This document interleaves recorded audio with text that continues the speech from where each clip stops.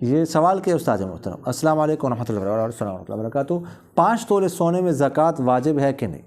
دیکھیے گا، اگر صرف سونا ہو، اس کے ساتھ چاندی بھی نہ ہو، نقدی بھی نہ ہو، مال تجارت بھی نہ ہو، تو اس صورت میں 7.5 تولے سونا ہونا ضروری ہے۔ اس سے کم ہے کہ 6 تولے ہے، 5 تولے، 4 تولے ہیں، صرف سونا ہے تو اس پر زکوٰۃ واجب نہیں۔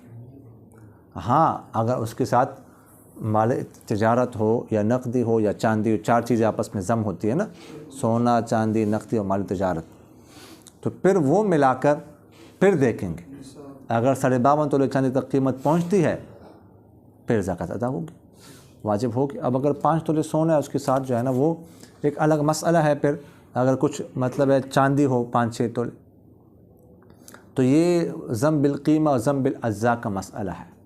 آپ لوگوں نے پڑھا ہے، نہیں سمجھ آیا تو اس پر میرے 2-3 ویڈیوز موجود ہے میرے چینل پر نا، یوٹیوب چینل پر، مفتی زاہد حسین آفیشیل پر ویڈیو، ضم بالقیمہ ضم بالاجزاء کس کا اعتبار ہے اور یہ کیسے کریں گے ہم، ضم بالقیمہ ضم بہت اہم بحث ہے، بہت اہم ٹاپک، تو وہ وہاں پر سن لیں تو ٹھیک ہے۔ تو قیمت جو ہے نا، قیمت کے اعتبار سے تو ان کی قیمت پر پہنچتی ہے 5 تولے اگر سونا ہے، 1 آدھ تولہ بھی اگر